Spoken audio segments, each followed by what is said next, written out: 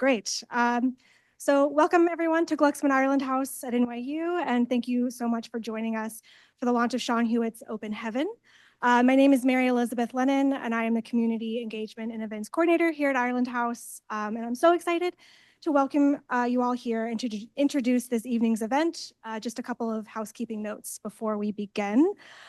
Please first take a moment to silence your cell phones. And as a reminder, we do record our events, and we will post the video of tonight's conversation to our YouTube channel later on in the semester. Events like these are made possible through our membership program. If you are interested in joining the Ireland House membership community, please feel free to chat with us after the event. So tonight's program will include a conversation and reading, and then we'll open up for questions. After the event concludes, we invite you to join us downstairs for a reception. The NYU bookstore is here facilitating book sales, so I encourage you all to grab a copy if you have not already. And without further ado, Seán Hewitt is a poet, memoirist, novelist, and a literary critic. He is assistant professor in literary practice at Trinity College Dublin and is a fellow of the Royal Society of Literature. His debut collection of poetry, Tongues of Fire, won the Laurel Prize in 2021 and was shortlisted for the Sunday Times Young Writer of the Year Award, the John Pollard Foundation International Poetry Prize, and a Dalkey Literary Award. His book, J.M. Singh, Nature, Politics, Modernism, was published with Oxford University Press in 2021. His memoir, All Down, Darkness Wide, was published in 2022. It was shortlisted for Biography of the Year at the On Post Irish Book Awards, for the Foyles Book of the Year in Nonfiction, and for the RSL Ondaatje Prize, the Polari Prize, the Michel Dion Prize, and for a Lambda Award. He won the Rooney Prize for Irish Literature in 2022. 300,000 Kisses, Tales of Queer Love from the Ancient World, illustrated by Luke Edward Hall, was published in 2023. And a second collection of poetry, Rapture's Road, was published in 2024. And it was recently shortlisted for the Dylan Thomas Prize. Open Heaven is his debut novel. Kelly Sullivan is Clinical Associate Professor in Irish Studies here at Glucksman Ireland House, NYU. Her recent and forthcoming publications include essays in Modernism, Modernity, Modernist Cultures, the Rutledge Companion to Irish Art, the Cambridge History of Irish Poetry, and Elizabeth Bowen in Context, as well as interviews with 9 contemporary Irish poets for the special issue of Era Ireland on Seamus Heaney Afterlives. She edited the 2020 special issue of Era Ireland on Ireland and the environment, and she is currently working on a book on novelist Molly Keane. So I am delighted to now pass things over to Kelly. Thanks everyone, and enjoy.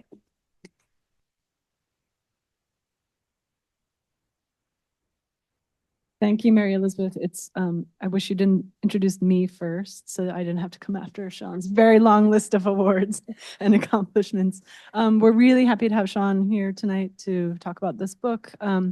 Every time you've published a book, I thought, oh, we should have Seán come to the house and talk about the book. And that was 2 books of poems and a memoir and now a novel. So I'm really delighted that you're here. I thought maybe we should start with a reading if that works for you. Yeah. Hello, everyone. Can you hear me okay? Yeah, great.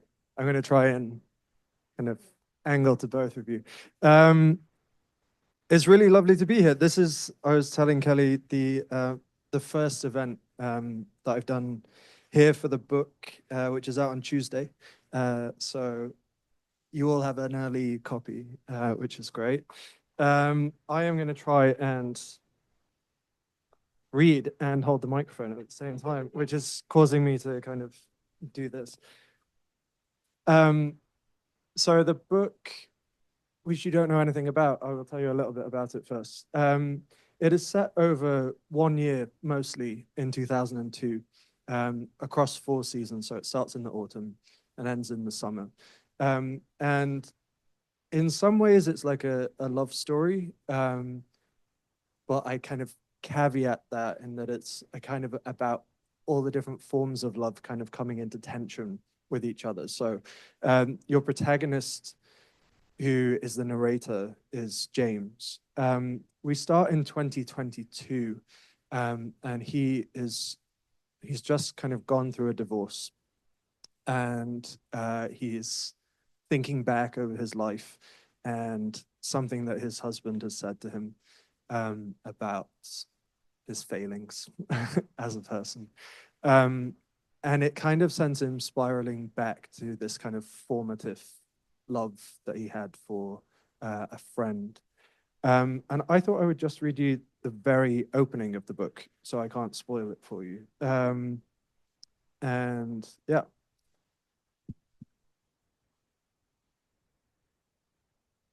Time runs faster backwards.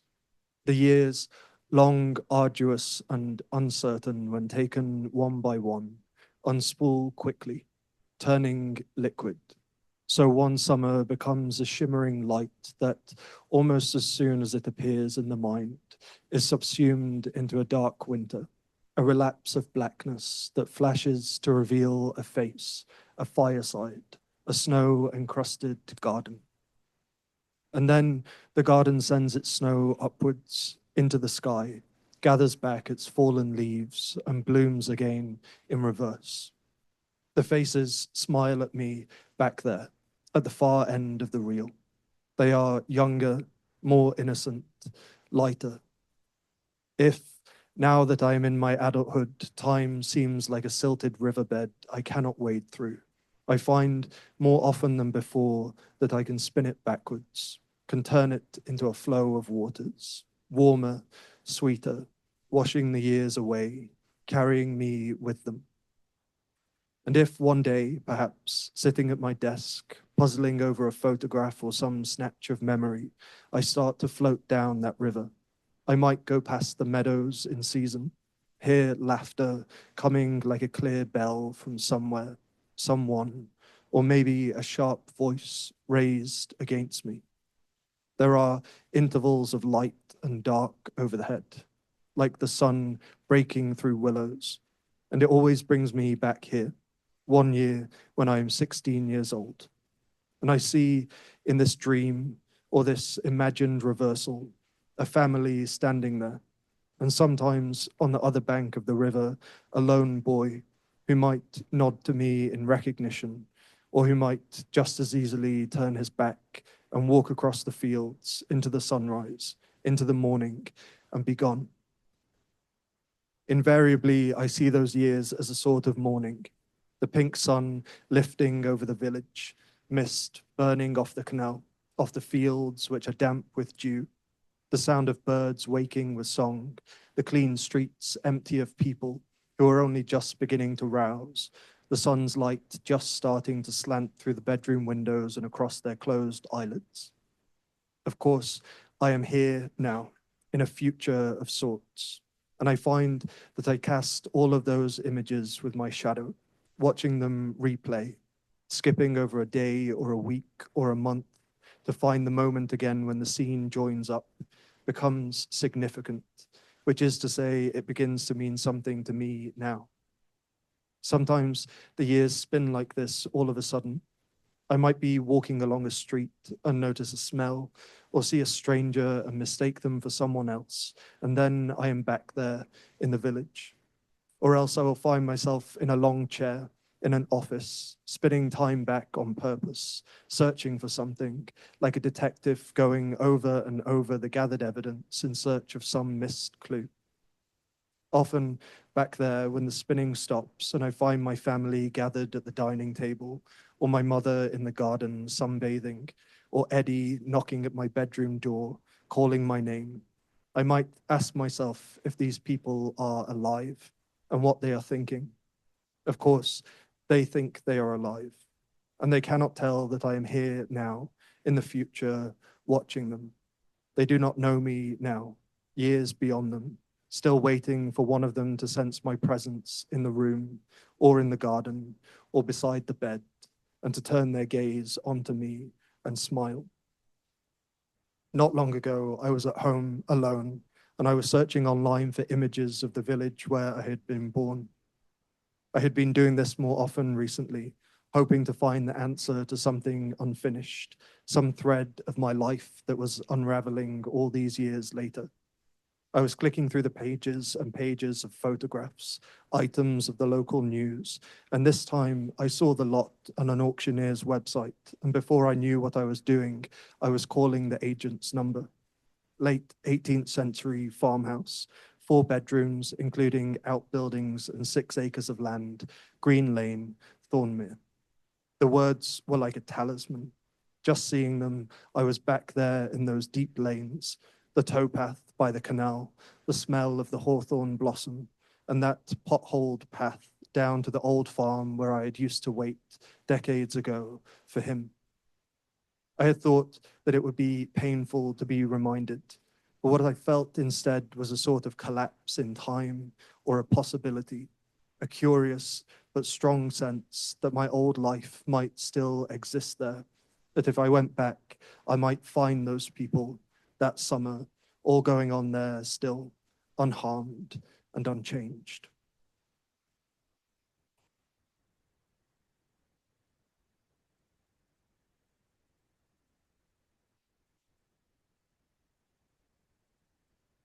Thank you for reading for us. And I'm really glad that we're the first people in the US who get to hear a reading from the book. So you should buy a copy and get it signed too, because it's not officially out until Tuesday, I think, right? Yeah. So I have lots of questions, but I wanted to start with, I suppose, asking you about this village, Thornmere, which we kind of get a sense of it from the beginning in 2022, but very quickly the narration turns back to 2002 and a kind of gazing back on the past. And it's a very isolated place. I mean, quite literally in the next couple of paragraphs, the narrator, James, is off a diversion road, off the motorway and down into this sort of village that's kind of has a canal running through it. And it's very, I don't want to use the word timeless because it's not timeless at all, but it's very much, it's very isolated and kind of, as is James in lots of ways, I suppose. Yeah. So I'm wondering if that was there from the beginning, this idea of having the location of the setting of the novel be this isolated place, both in time and geographically, to kind of create that sense, that atmosphere of being alone, I suppose. Yeah, I don't think I'd necessarily pin the two together in the isolation, but it makes sense. Maybe I did in the back of my head. I had, what I wanted to do with the setting for the book was to give a sort of pastoral idyll that would be kind of boiling with something darker underneath it. So you, as I said, you kind of move through the seasons and you see this village, which is, it has a church, it has a pub, it has a farm, it has a kind of ring of houses. And I suppose the main thing about it is that James, the protagonist, is one of, a small number of people, and they all know each other. So he has kind of no sense of privacy or of a life that might exist beyond the kind of confines of where he is. And perhaps that came to me because I knew that in a way that this would be a coming of age novel. And in a coming of age novel, there's always the kind of restrictions to the coming of age and the village itself, which can feel kind of claustrophobic, is kind of set alive by the arrival of Luke, this other boy who comes, he's been sent to stay with his aunt and uncle because his father is in prison and his mother has moved to France. And I felt that kind of sets time and possibility going in this place that feels perhaps stagnant or self-satisfied, maybe. That makes sense. And I'm wondering about the potential sense of stagnation that James feels in his own family with his parents and his brother Eddie. And I wonder if you could tell us a little bit more without giving too much away. It's very hard to talk about a novel when it hasn't been released yet. I'll do a good. I'll try and do a good job. I'll do a good job. So James is like 15, 16, and he has a younger brother called Eddie, who is suffering from epilepsy. And his parents are really well-meaning, but they have a lot on their plate. They don't have loads of money and they have the responsibility of his younger brother. And James is starting to feel a little bit like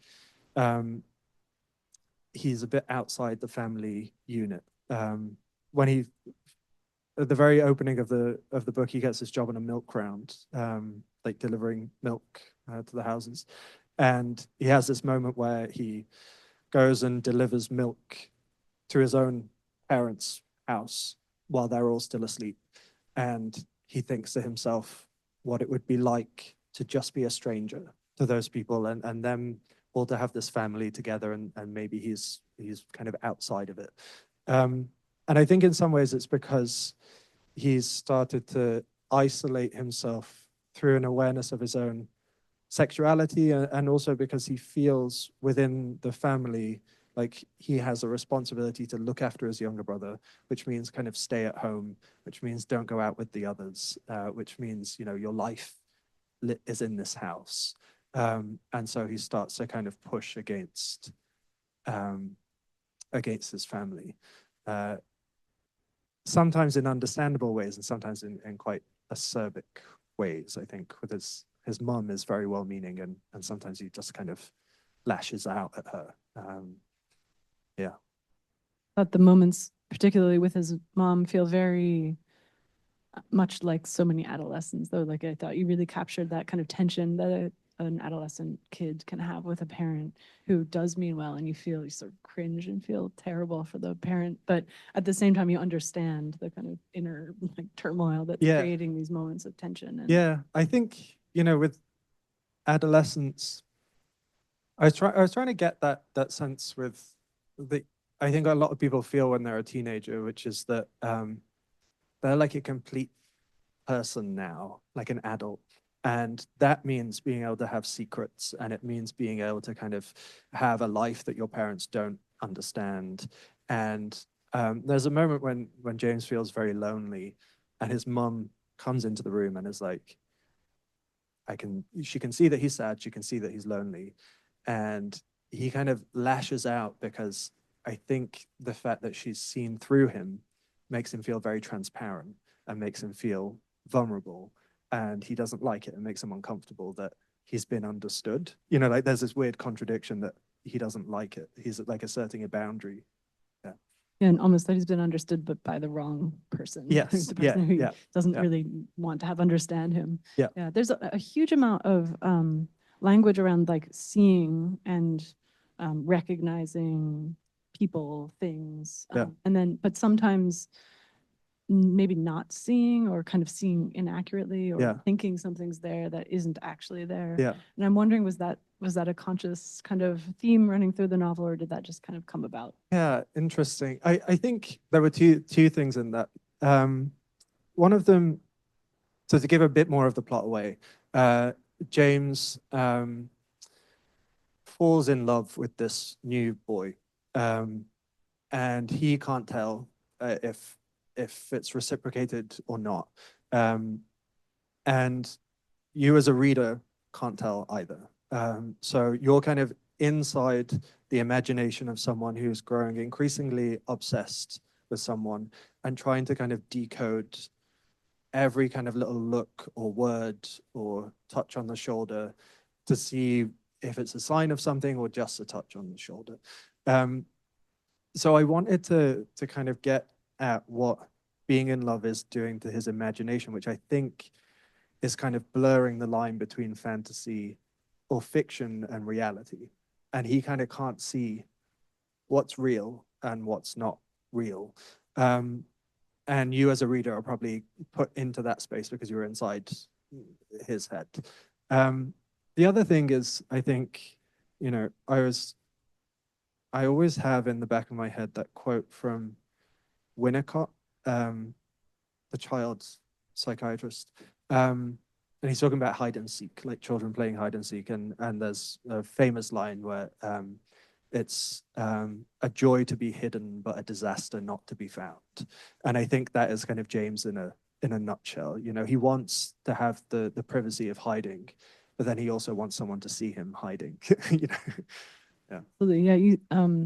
There's this. I don't know if I'm allowed to read a section. There's a paragraph on page 171 that I think really captures some, without giving any plot away, I don't think it gives anything away. It captures some of that sense of like looking at something and not knowing if it's real or imagined, or if you're kind of projecting what you want the image to be. So it's the two boys walking along a towpath. We were walking along the towpath single file. The surface of the canal was a deep, shining black, and underneath I could see the clouds of brown silt moving gently. There was a dusting of pollen across it, and occasionally there would be the gentle dropping sound of a fish jumping through. As we walked, I could see the colors of our clothes reflected in the canal, and the image of the two of us there was like a picture, something I watched more than I watched the real thing, as though it was the image in the canal that made us real. There's so much about image and reality and kind of wanting the image to be real, but Yeah. So it seems to haunt your protagonist. Yeah, I think, as much as the book is kind of about longing or yearning for someone, I think it's also, when you're in love with someone, you're not just in love with the person, you're kind of in love with this whole future that they are for you. They're not just a person who's good looking and who you kind of get along with. They're also, the sort of house you might live in, the sort of places you might go on holiday, the kind of barbecues that you might have with your parents, or so, that you kind of project this whole future onto them. And I think for James, Luke just comes increasingly to represent so much more, that he becomes kind of frantic with the idea of trying to tell if it's real or not, because otherwise he's kind of torturing himself. So that idea of reality becomes really charged with, so many of his dreams and aspirations to kind of grow up and go somewhere, that maybe that's why he becomes so obsessed with seeing whether something is real or not. Yeah. He also is almost like an anthropologist of adolescent boys and adolescents, full stop. Yeah. He's always kind of observing people to see how they behave and how he should behave. And I think that felt very real to me, just you're a teenager and you don't know how people will behave, but he's always observing, and adults too, I suppose. Yeah. I'm wondering about the setting of the novel in 2002. Reading a novel set 20 years in the past it's an interesting thing right now, right? Because so much of our lives are lived online, looking at images, social media, et cetera, reshapes people's perceptions of the way they should behave and who they should be. And that is, I think, intentionally absent from the novel. Yeah, I mean, that on your mind? I think it was on my mind.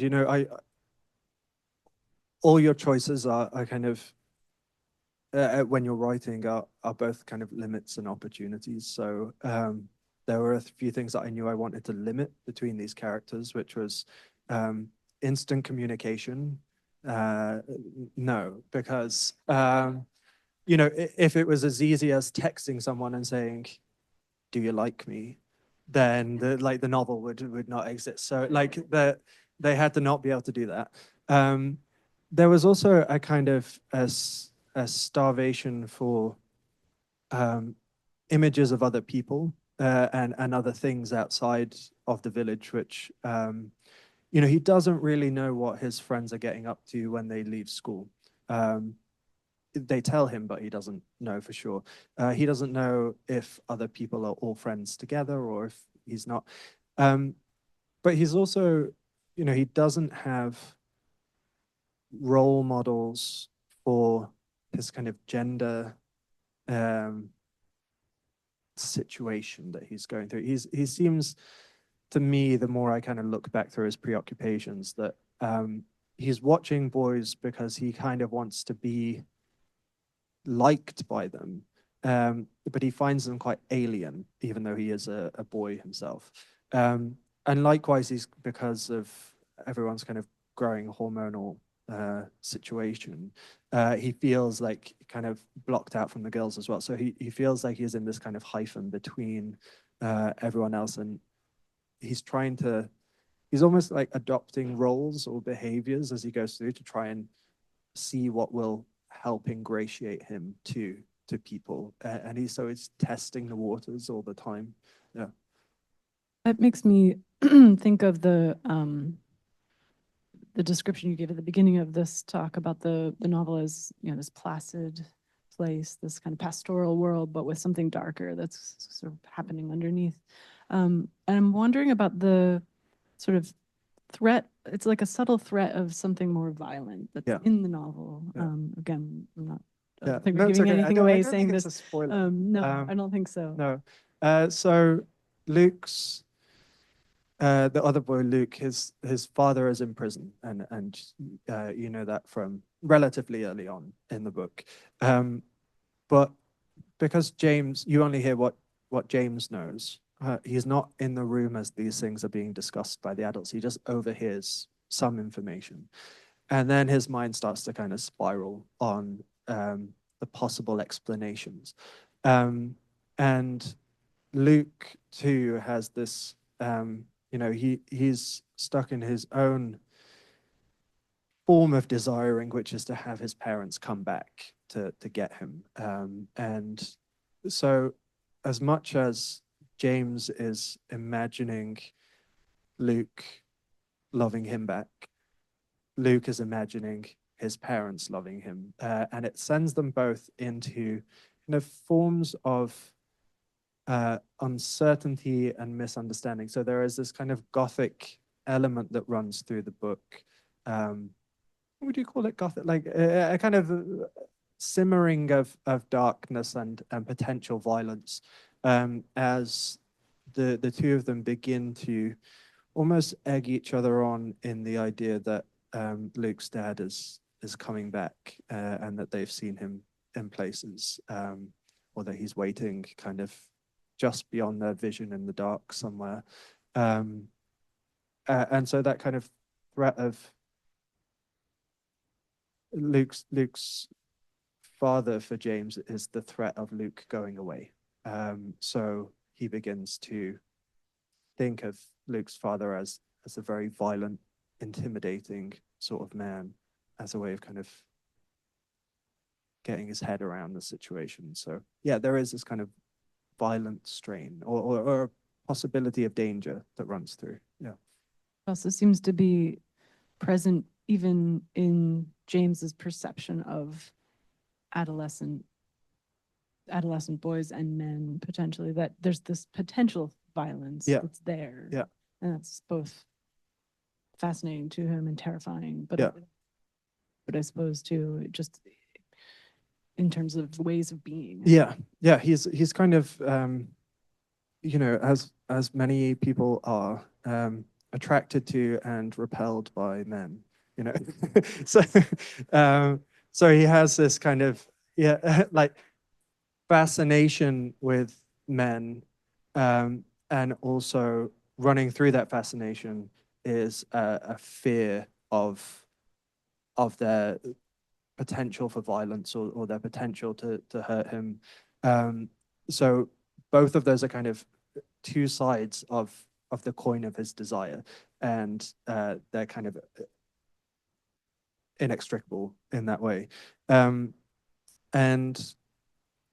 he he thinks in some ways of the performance of violence that the boys are doing, but what he also thinks is that there is this world between straight men of great tenderness and friendship that he's locked out of, because they don't trust him. They can't be vulnerable with him because that would have implications for them. So he sees this kind of world that he wants to get inside, that he can't get into. I'm glad you used the word tenderness, because my follow-up question was going to be about the moments of tenderness that he shows to that surprise James, and they're often to animals or to Eddie, the younger brother, who's kind of annoying younger brother in some scenes. He wants to tag along, and Luke's quite gentle with him. Yeah.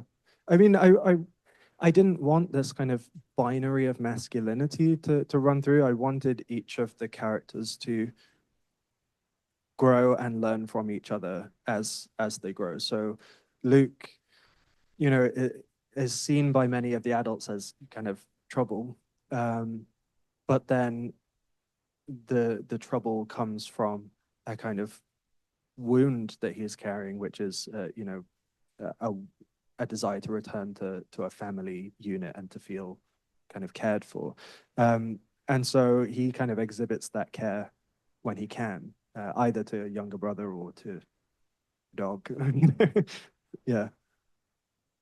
Maybe to shift gears slightly, I feel like I have to ask you the question about the natural world because it's present in the novel, but I'm kind of checking that box off, I guess. But you did describe it as pastoral, which it surely is. And Yeah. we followed this is divided, you know, by season. Although it's interesting that starts in autumn and ends in summer. Yeah.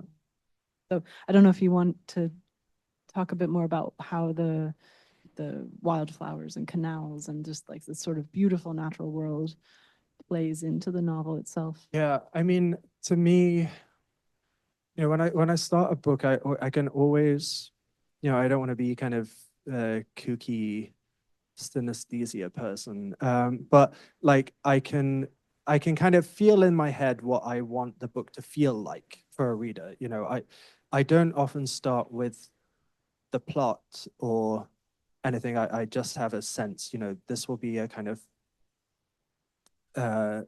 you know, this one to me was like liquid summertime brightness, you know, undercut maybe with a darker strain, but nevertheless, that's how it kind of appeared to me. And so I really ran with the possibility of the natural world to immerse a reader in a different place. It's interesting that you say, you know, autumn to summer. That structure to me arrived because it was almost a plot in itself. If I had, you know, you're going from ending into darkness and then towards light and heat and kind of freedom and escape. Whereas if you reverse that and you began in the summer and went to the winter, that would be a different plot. You know, you'd be going into darkness. And I wanted that kind of propulsion into lightness. So that helped. What I tried to do as I wrote the novel was to, I drafted the first one over the first draft of it over a year, and I wrote the autumn section in the autumn, and I wrote the winter section in the winter. And what that meant, you know, to come back to wildflowers and trees and stuff, is that if I was ever stuck writing, I would go for a walk, I would take photos and videos and stuff, and I would have material that I could pull back into the book and give it the kind of detail and hopefully a sort of like vividness of the world, which I hope you will feel as you read the book. So all of the specifics, I think, came from that kind of weird method writing, you know. But yeah. I can feel that actually in the book. That makes a lot of sense as a way of getting yourself to keep writing. Yeah. Use that. Yeah. I wanted to ask you, well, you answered some process questions. So you wrote the first draft over a year. I'm wondering why a novel? Why did you switch to a novel? Was it something you'd always wanted to do? Did it kind of come organically? Did the character come to you? Yeah, I think I have this kind of theory. I have a, did you know Owen McNamee? He's a novelist, and he almost exclusively reads poetry. And I read a lot of novels, despite, you know, having been or continuing to be a poet. And Better continue. no. I mean, I just mean in terms of identity. You know, I don't really know what I am anymore. But you know, I had always wanted to write a novel, but I think in the way that we all do, because I was writing poetry, and then poetry always felt kind of in some way adjacent to a memoir because real life was like the source material for all of it. And I told myself I couldn't write a novel. Like I that's what other people do, and I don't do that. And it was, I think, because, you know, often when you hear novelists speak, they say things like, you know, their characters speak to them, and they couldn't get this voice out of their head, and they imagined 20 years of this character's life, but only gave you 1 year. Like, I don't do any of that.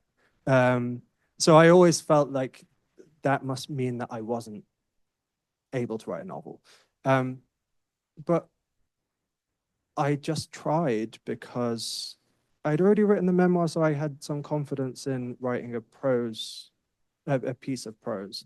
And, I kind of also, because I was writing from real life, it felt like I'd run out of real life.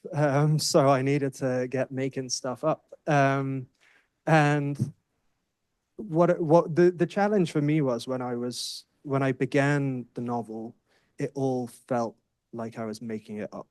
And that leads you to have loads of self-doubt, because it feels like an incredibly like silly thing to be sitting at your desk and being like, my character has a mum, what's her name?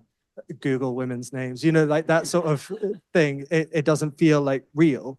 But then once you kind of have it all in play, maybe about 3 months into writing the novel, I did kind of get what novelists talk about, where it had begun to feel real to me. It had fleshed itself out to the point that it didn't feel like I'd made it up anymore. And I carried on running with that. And then by the end of it, I'm really happy to have the novel out in the world now, because it almost feels like I know all these people and no one else knows them. And now it's quite nice to get to speak to people about them. It's kind of like gossiping about mutual friends or something. So that's how it happened. I'd always wanted to do it, and it took a bit more, a different sort of nerve. Writing a memoir is a terrible idea and takes a lot of nerve for other reasons. Mainly, people will hate you, and no one is going to hate you for writing the novel, but the nerve comes in not kind of doubting the seriousness of what you're doing. It can be hard to take it seriously for a while. I'm not sure how we're doing in time. I don't have a timepiece with me. Yeah, I'm sure we have lots of audience questions, so I will give up my mic.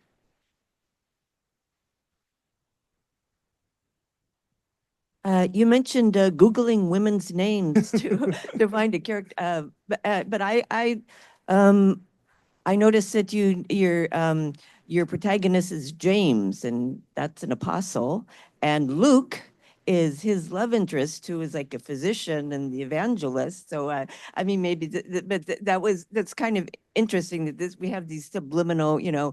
reactions to people's names, and that, oh, the younger brother is Eddie. Well, okay, so that's Yeah. that's not from early Christianity, as far as we know. But so could you speak of characters' names, but also kind of what you decided what they liked for breakfast or whatever, like how these characters kind of became real to you? Yeah, that's a good question. I had never made the connection of James and Luke, but obviously they are there. Eddie, now I'm thinking about it, my middle name is Edward, so I wonder, don't know if that's in there. I think for me, say stuff like names, I want them to reflect something about what, you feel something about a name, and it's an entirely personal thing, but, Yvonne is this sort of person. Sarah is a different sort of person. To me, Luke is more confident than James as a name. Sorry to any Jameses. Yeah. And, it was a kind of whim in that way, but it felt right. So that's how it came about. In terms of imagining the characters themselves and the sort of particularities of them, those are the sort of things that I felt kind of developed. I wasn't the sort of writer who knew the characters before I started writing the novel. It was as I wrote the novel, I began to kind of sketch out more clearly the detail of what Luke would look like, or what I thought James's mum looked like, or what clothes they liked to wear. And so it was in the redrafting process that they became kind of clearer to me. I did try at the beginning to kind of do like character sketches for myself in a notebook, you know, James wears jeans. It has like this, but I realized that as I did that, I would just forget the detail as I was writing. You know, I'd be kind of making a reference guide for myself, so I just chose not to. But yeah, the you know, their faces and their mannerisms and their likes and dislikes, and even like their accents and their turns of phrase and stuff just kind of came as I wrote. So 1,000 tiny decisions that I can't really retrace, I don't think. Yeah. Hey, what nature environments were most inspiring for you in writing this book? Oh, it's a great question. I had, you know, even though this book is set in a fictional village, I have in my head a number of real villages that I kind of amalgamated to make them. And really, although this is not what Thornmere the village in this book is like, I grew up in, I think it's a kind of particular landscape in the north of England, where there are like these post-industrial towns that are also very pastoral in a certain sort of way. Like there is a town, and then it's surrounded by fields and woods and stuff. And you even get it in, you know, like Elizabeth Gaskell or something. There is Manchester, but you walk through fields to get to it. That is kind of what it feels like. So in the book, there are these kind of traces of, you know, there's a power plant just on the horizon, and there's kind of traces of industrial kind of landscape, but they're not in the village itself, which is like an idyllic village. But what I used to do was just walk around like near where my house is. There's a river and there's a big park, and I just used to walk repeatedly around them in Dublin, and so a lot of the detail kind of comes from that, or my memory of these villages, which I did go and visit a couple of times while I was writing the book as well. So yeah.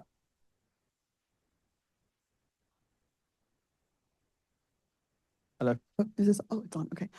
Speaking of naming things, I would love to ask you about the title of the book. Yeah. Because when I heard that this book was coming out, I was like, what an interesting title. I have no idea how to interpret this. It's the comma that's really throwing me off. Are you telling heaven to open? Like, I don't know what we're doing with the title. I don't know if it's like referenced in a line or if it's like a poem reference or. Okay, so thanks for the question. I am, in terms of titles, I do them last, which always causes an issue for me because, you know, some people will say I'm writing a novel called Patience, and then they write the novel and it's done. I write the novel and then I'm like, what am I going to call it? And so usually it's a case of I read it back to myself and I think, what is it about? You know, what are the things that are coming up? And I write like all of the words down that I can think of. And I was also reading poems because sometimes I like to like lift. In my memoir, I lifted some Gerald Manley Hopkins and made a title out of that. Another title that probably doesn't make much sense. All Down Darkness Wide. Open Heaven has an epigraph from William Blake in which it's about 3 or 4 lines of poetry about all of the flowers in summer blooming, and they're kind of pollinating. And the phrase he uses is that they open their heavens. And then the last line is, but men are sick with love. So like the contrast between this kind of natural world that's, it's like an innocence and experience thing. It's not from Songs of Innocence and Experience, but that's what it's kind of like. but I added the comma, and I also changed the words. He says, "Opes the heavens," because when I looked back, thought this book to me is really about the sort of imagined worlds that we create in our own heads, these kind of perfect places that to do Lord, that we want to kind of get to. And I thought that my main character is constantly like throwing himself at the wall of that perfect place, trying to get inside it. So I see it as a sort of command, open, just like let me in. That's how I see it, but you can see it however you want.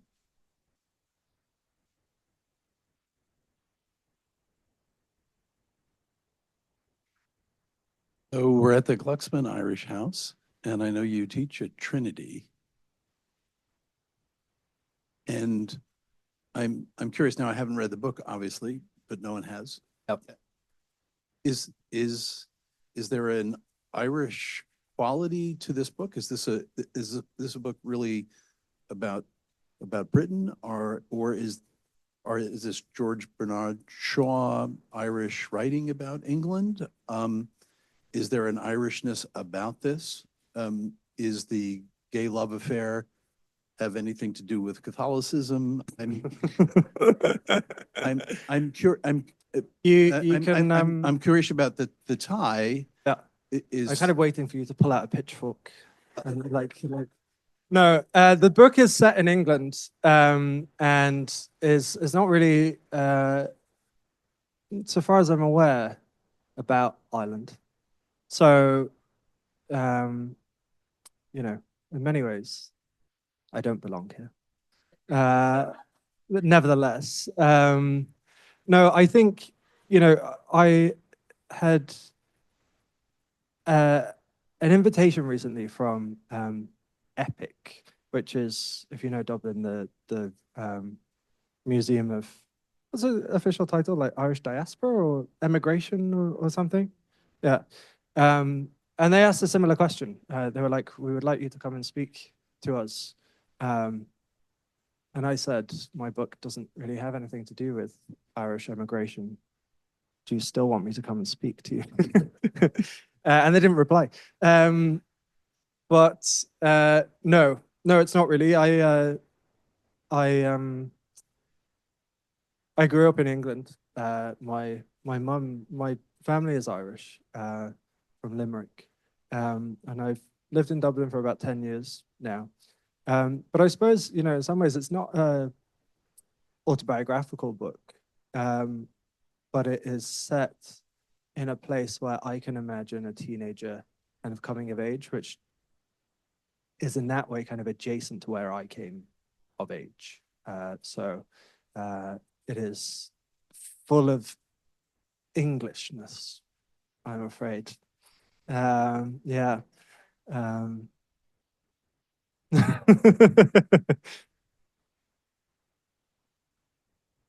Yeah, well, I mean, in the north of England, it's something like 40% of people have one Irish parent or grandparent. So, they often say Liverpool is like the biggest Irish city outside of Ireland. I think probably Chicago is bigger, but yeah, many claims. So you were talking about this being in 2002 because you didn't want the immediate conversation and that kind of thing that we have. But was there another reason you chose this time specifically, like in a sentimental reason, a cultural reason, like something that was going on in that era that kind of had a similar theme to what you're trying to write about? Or why didn't you go back further in time or like that kind of thing, especially if you're putting them in an isolated post-industrial town? Like what made you decide 2002?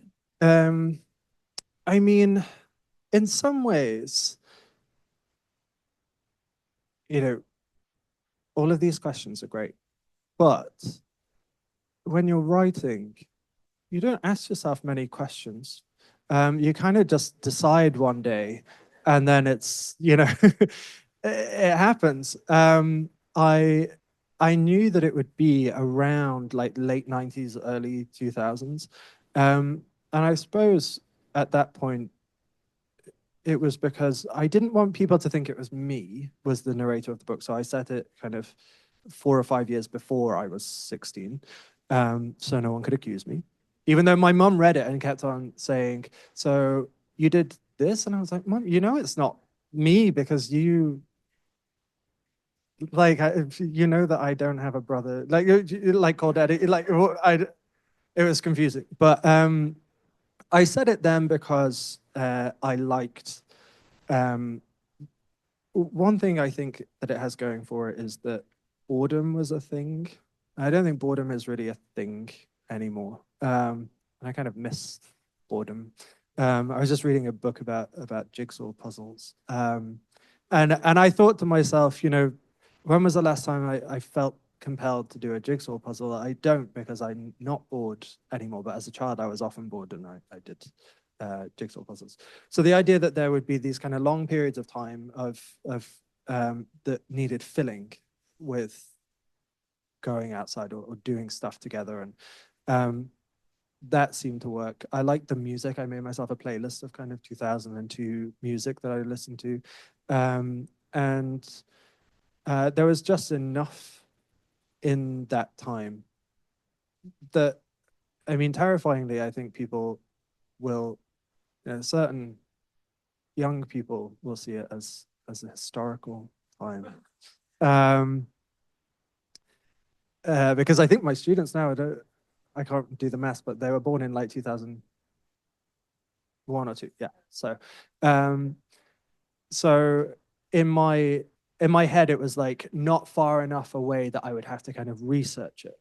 You know, if I'd have said it in the 1970s, I wasn't there, so I would have had to. That would have brought in a whole another element of things. But I thought I remember 2002 well enough. Yeah. I think we have a question over here. Oh yeah. Hi, you mentioned that you read a lot of prose, and I was curious if there are any books or authors that are sort of like touchstones for you with writing this book, or just in general, I guess, other than the one about jigsaw puzzles. In terms of, I will actually make a pitch. The one about jigsaw puzzles that I read was really good, because it's one of those ones that's not really about jigsaw puzzles. It's called, I can't remember the name of it, but it's a Margaret Drabble book, and it's like a memoir about her family via jigsaw puzzles, and it has you know, loads of discussion about kind of an urge for order, and why people play puzzles and make games. It was actually a really good book. Was your question what other kind of prose works I like?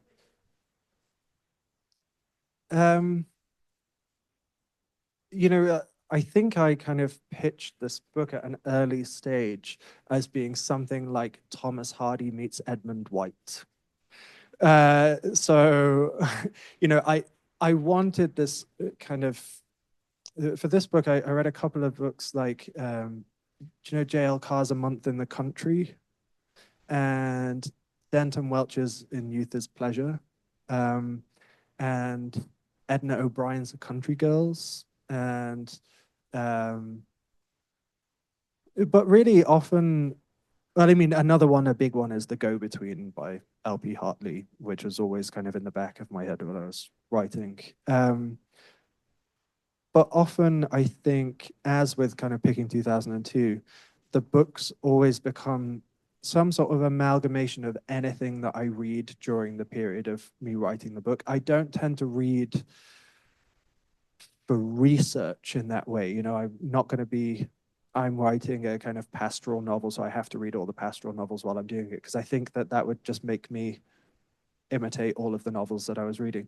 So I just go about my daily business. I teach at Trinity, so I was teaching a series of books to undergrads, and no doubt they kind of came in. I think when I reread it, I could hear some of Jean Rees's A Voyage in the Dark, because I'd been teaching it. So, you know, for literature students, it's great because you can go and find references to everything, and it's probably in there, but not consciously. But some of my favorite kind of prose writers are like Elizabeth Bowen. Thomas Hardy's prose I don't think is as good as his poetry, but the novels are great. I mentioned Return of the Native, yeah. And Keelan Hughes, we were just talking about Keelan Hughes, who I think is brilliant. And loads of people. I don't have like icons of writing really. I admire so many people because they all seem to do so many different things. So, yeah. I think that's all the time we have, but I would invite you all to join us downstairs and continue the conversation. Thanks, everyone. Thank you, everyone. Thanks, Colin.